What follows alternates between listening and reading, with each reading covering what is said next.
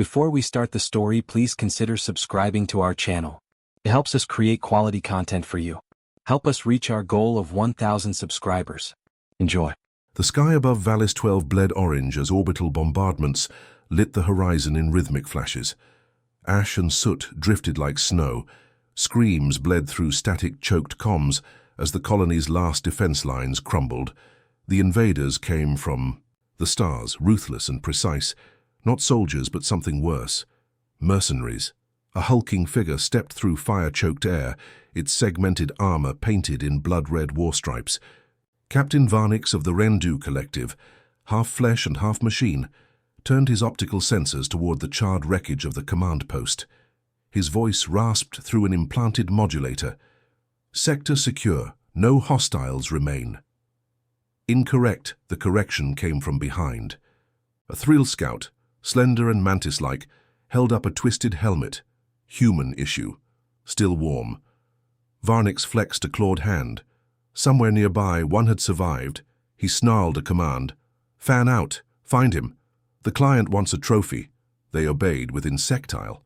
Efficiency 2 blocks south, hidden in a collapsed habitation module. Commander Cole Mathis adjusted the grip on his sidearm and listened to the footfalls. He counted 6 distinct gates, 1 heavy, 2 digitigrade, 3 light and fast, scouts. He exhaled slowly. The breath trembled. His arm was bleeding. A shallow gash from a near miss. He ignored it. Pain was manageable. Exposure was not. His HUD flickered red across the board. Ammo low. Power pack failing. Signal jammed. He tapped his earpiece twice. Static. Then silence. Cole blinked away sweat. The civilians he'd been escorting were gone. Either made it to the evac skiffs or didn't. He couldn't dwell on that now. A crunch. He froze. One of them was right outside. A shadow slid past the gap in the bulkhead. Inhaled sharply. Then hissed. Cole aimed his sidearm at the opening and waited another step. The shadow paused. Then he fired. The blast echoed. The scout dropped. 2 more rushed in. He ducked under the first and drove his elbow into the second's thorax. Something crunched. He spun, kicked out, disarmed the third. Then a jolt like lightning lanced through his spine taser pulse. He collapsed. His vision narrowed to a pinpoint of darkness as the mercenaries closed in. Voices swam around him. Stubborn. Efficient kill technique. Human special forces. Low rank, perhaps. Doesn't matter. They all bleed. Cold metal clamps locked around his wrists. His body was dragged. He heard someone say the word transport, then nothing. The smell of old rust and ozone greeted him when he woke. He was chained upright inside a holding cell aboard. An orbiting freighter. Dim lights buzzed. His gear was gone. His wounds had been cleaned with antiseptic but left open to sting. Psychological tactic, meant to disorient. He gritted his teeth. Footsteps. Then a hiss as the door slid open. Captain Varnix entered. Towering. Impassive. He looked at Cole for a long moment before speaking. "You were inconvenient. Not valuable. That. Here's about to change." Cole said nothing. "You killed 3 of mine. That has a price. Fortunately, my client enjoys watching humans break." Still nothing. Varnix tilted his head. "Tell me your designation, rank, regiment." Cole stared at him. "You humans." Always quiet when cornered. Always bleeding patriotism like oil from a broken engine. "Pointless." The captain turned. Then paused. "Fine. Die nameless. It's cleaner on the report." The door hissed closed. Cole exhaled. Just once, a faint static hum pulsed from above. He looked up. A corner vent. Someone had patched an old comms relay into the ventilation grid. Jury-rigged, improvised, human tech. It crackled. Then a voice, distant, coded, Asset Reaper 1, last known coordinates confirmed. Hemisho status acknowledged. All forces in quadrant execute priority alpha retrieval. Extreme caution advised. Reaper 1 is to be extracted, not engaged. Repeat, do not engage. Reaper 1, end transmission. The hum died. Cole closed his eyes. A second. Later alarms blared down the hallway. The mercenary at the outer console froze. His translated interface stuttered. On-screen text scrolled rapidly, dozens of red priority alerts. One name kept flashing in human script Reaper. 1. The thrill leaned in, whispered something in its native tongue. Varnick stared at the screen, confused. What is Reaper 1?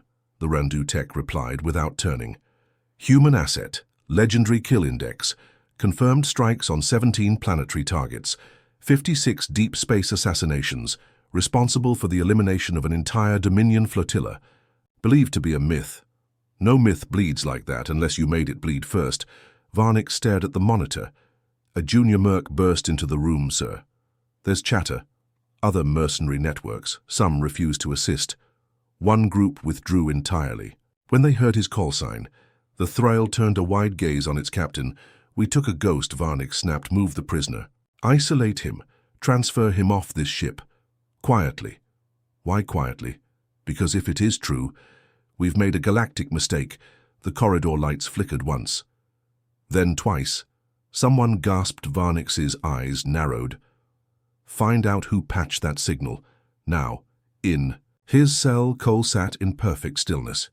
Eyes closed. Breathing measured. Every muscle attuned to the environment. He could feel the hum of the ship. The stress points in the structure. The faint vibrations of movement in the ducts he had counted. Every step taken near his cell. Mapped every shift in routine. Noted every security cycle. He wasn't panicking, he was waiting. Outside his door, a junior mercenary was pacing. Nervous, young, inexperienced. Easy Cole opened his eyes. The time was close. He needed one mistake, just one. He shifted. Groaned faintly. The pacing stopped.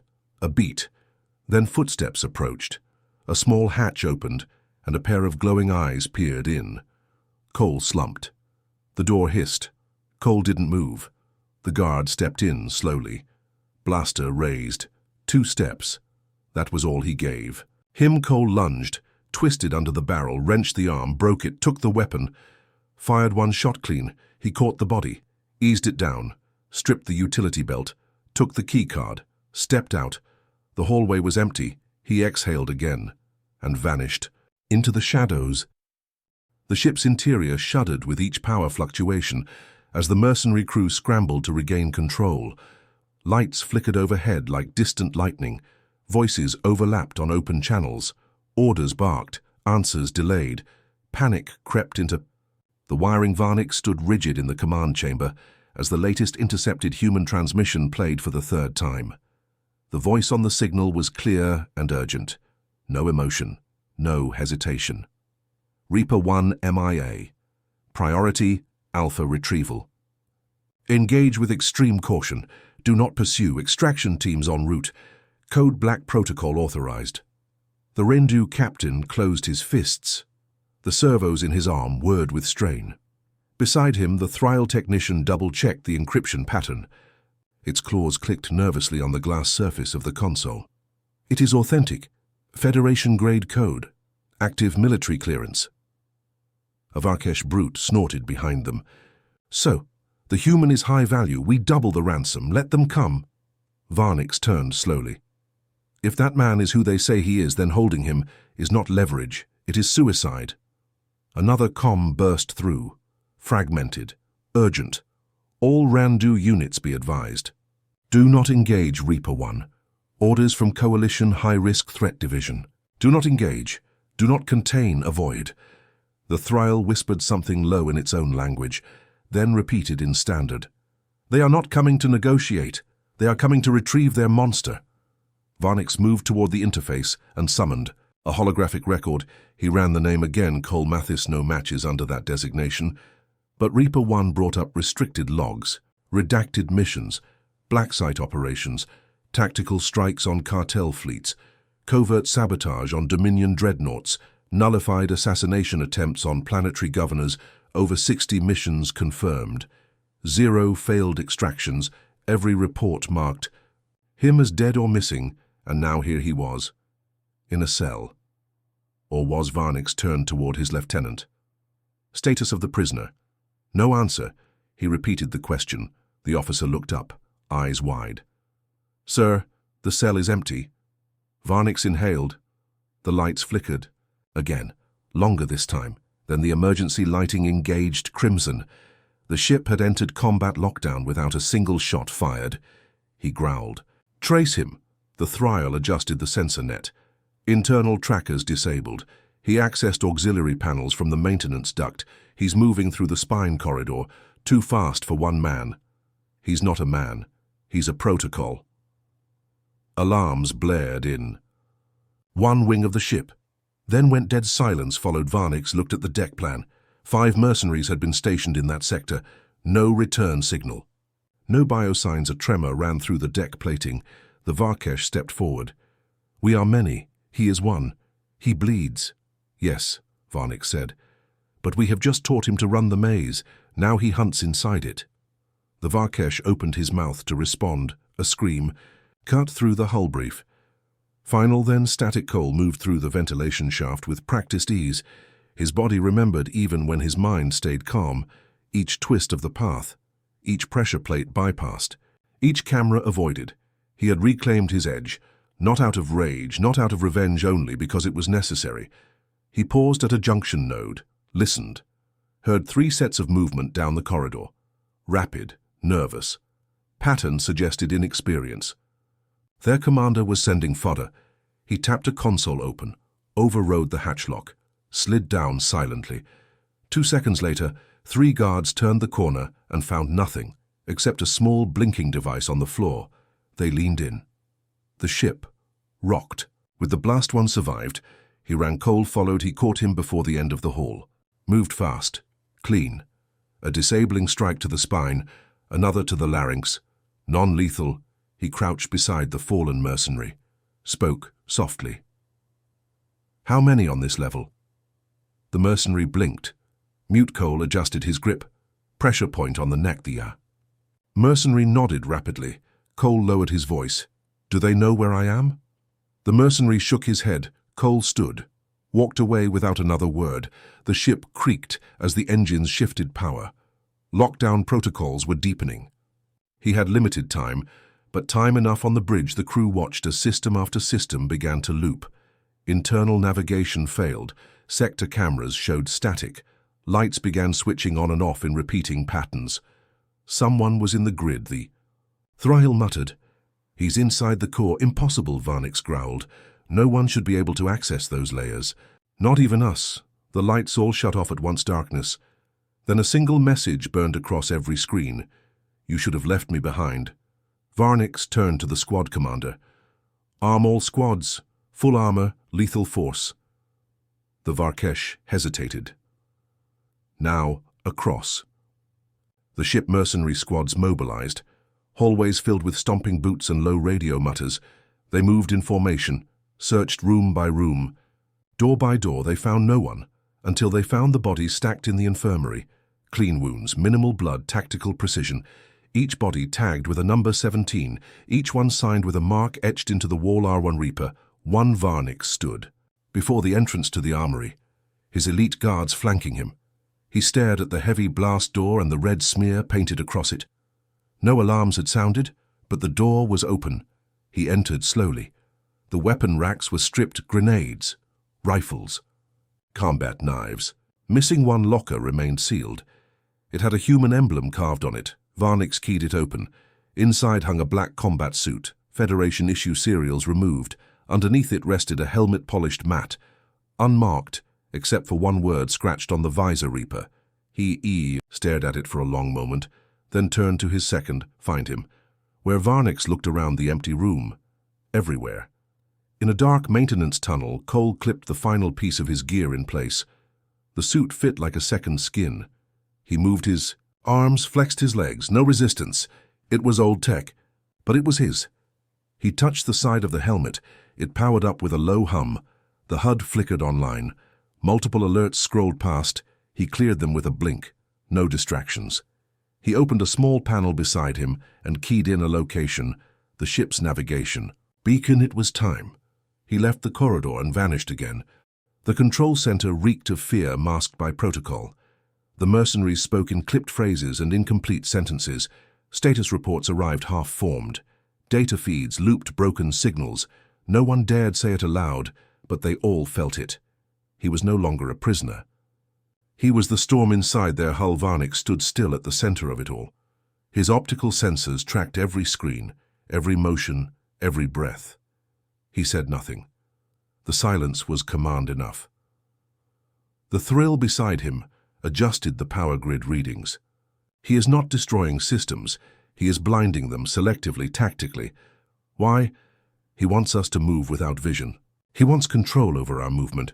He wants corridors turned into corridors of choice. Varnick clenched his metal fist. So he hunts us one squad at a time, the thrill nodded.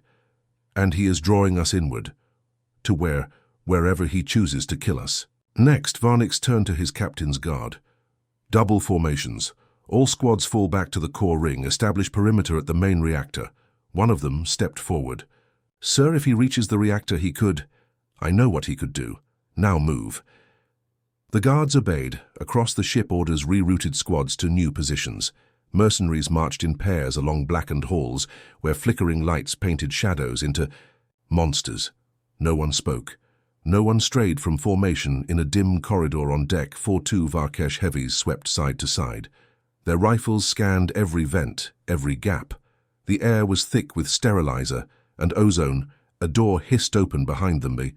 Turned too slow. Cole dropped from the vent above and struck the first with a blow that shattered the spinal node. He twisted low, rolled under a wild shot, came up behind the second, crushed the windpipe, caught the rifle before it fell. He dragged the bodies aside, checked their gear, no new intel. He moved on. He did not run. He moved like gravity obeyed him. Differently, at the ship's core ring, the elite units set up a kill box. Motion sensors, pulse mines, auto turrets preloaded and calibrated, all exits monitored. They waited. They watched. The captain stood at the center with his arms crossed. His armor pulsed dim red with every breath. He was carved from a war that had forgotten peace. And yet even he watched the shadows. A whisper came over the command channel. Garbled. Deck 8. We lost Deck 8. All signals gone. I think he's static. Varnick turned to the Thrall. How many lost now? The Thrall hesitated. 32 confirmed, 16 presumed, 2 MIA. He has killed or disabled more than half of our internal strike force. In under 3 hours, none of them saw him. The Thrall shook its head. Only the ones who screamed. The lights dimmed again, this time slower. Rhythmic than a single blast door groaned open. A turret activated. Fired hit nothing. Silence followed. The squad leader advanced cautiously. Scanned the corridor empty, except for one object on the floor. A helmet human issue, black unmarked. He called it in. Sir, we found a Federation combat helm. No blood. Varnick responded. Do not touch it. Repeat, do not...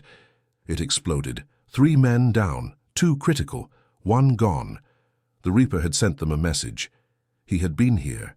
He was still here. He was always here. Cole crouched in a maintenance hatch, watching the ripple effect of fear spread. They were bunching, consolidating, creating tighter targets. Perfect. He adjusted the charge pack on his rifle, checked the calibration, switched settings to non-lethal burst, not because he spared them, because he needed the commander alive. He crawled forward, dropped into a shadowed alcove behind a secondary power relay. Voices drifted through the bulkhead, orders from bridge. We hold here, no advance. What if he comes this way? He will. Cole moved past them silently. No noise, no light. He reached the tertiary comms node and connected a pulse tap. The interface blinked. He bypassed encryption, routed a looped message into their emergency signal. The message was simple: evacuate. Then he attached a timer 10 minutes and vanished again. Varnick received the signal on all decks. Red text flashing across every interface. Evacuate. No source, no trace, no explanation. The Thrall checked its logs. He is bluffing. He wants confusion, disorder. The captain said nothing. Looked around at the squad leaders, each one uncertain, each one glancing toward the exit corridors just a moment too long. He snarled. Hold position. Ignore the signal. One of them stepped forward. Sir, we should fall back, regroup with the fleet, burn the ship if needed. Burn the ship. We cannot kill what we cannot see. He is not a man, he is a verdict. Varnick stepped closer. You fear him? The officer did not respond. Varnick struck him down. No one moved to help Cole access the coolant bypass near the reactor and injected a loop into the atmospheric scrubbers. Harmless but noticeable. A scent-burnt metal and oiler reminder. He opened one valve just enough to let steam hiss out across a key corridor. Then he left the message etched into the bulkhead, "I was here first," and then he moved toward the command deck. The bridge door remained sealed.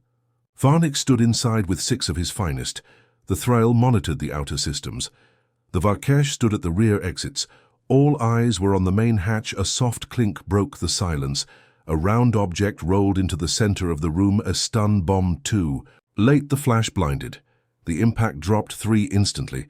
Cole walked through the smoke, took the first with a shock round to the chest, neutralized the second with a blade to the thigh artery. Disarmed the third before he could even raise his rifle.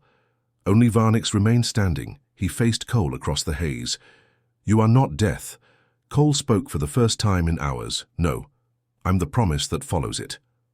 They moved at once. Varnick struck with heavy arms. Cole ducked, rolled, fired a short burst, hit armor. Deflected. Varnick's caught him by the arm, threw him into the wall, followed with a crushing stomp. Cole rolled away.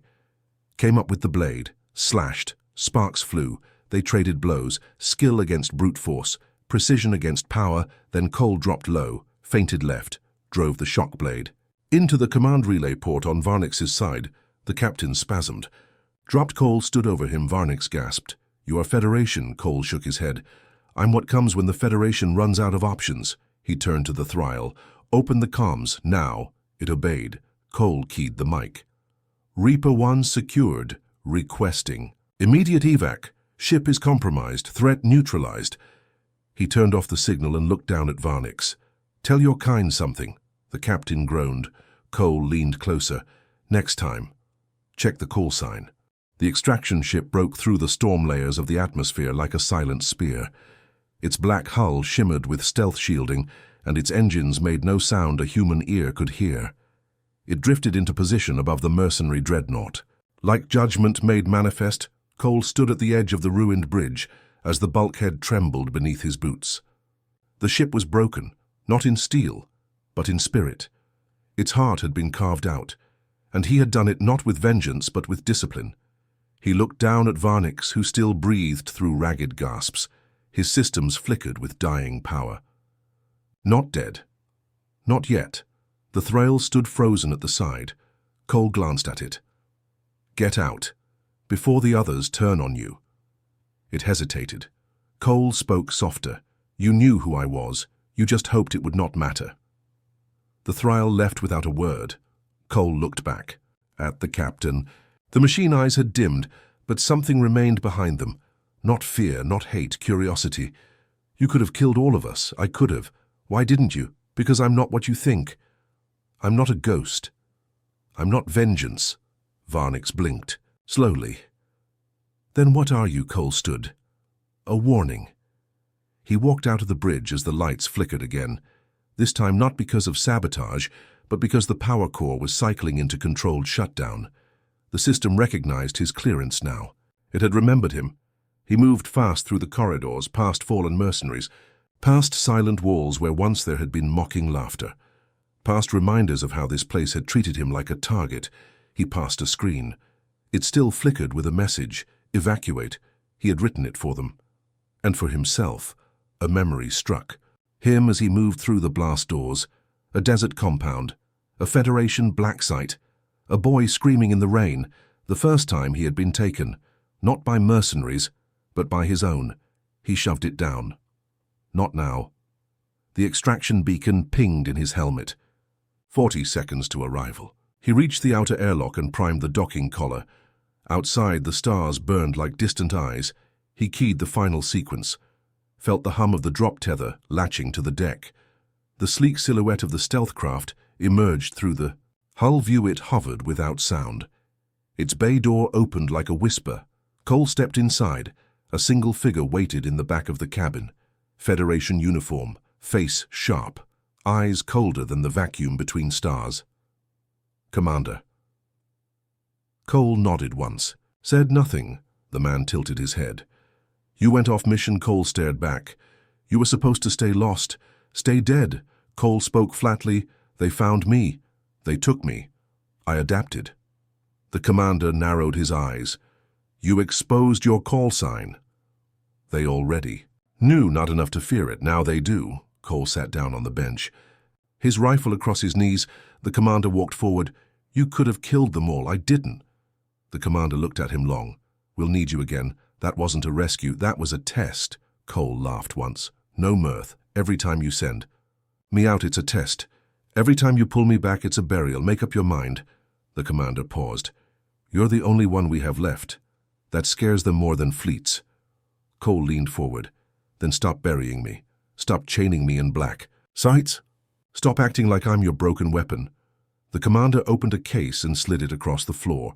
Inside was a new set of gear, marked R1, clean, unscarred. You're not broken. You're the evolution of war.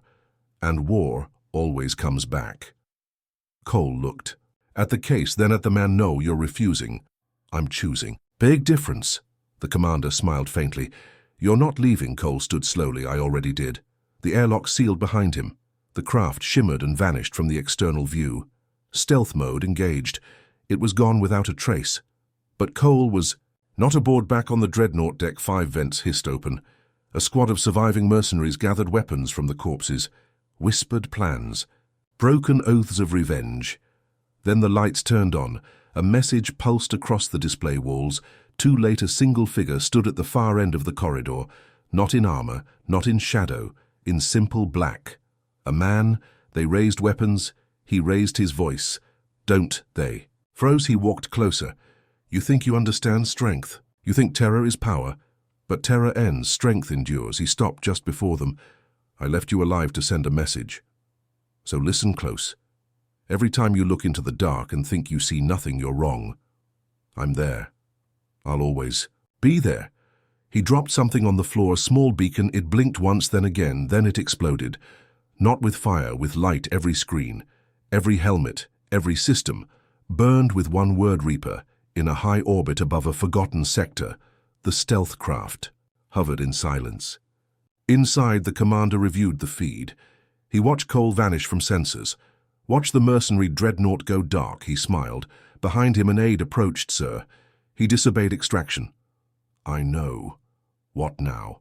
We let him go. Sir. The commander turned. He just taught the galaxy a lesson. That Earth's monsters wear faces and carry names. And that the worst one is already loose, and the others. The commander looked out at the stars. We only needed one. The stars burned colder than ever. And somewhere in the dark, a man walked away from a battlefield that no longer existed. He left no footprints, but the galaxy would never forget his name.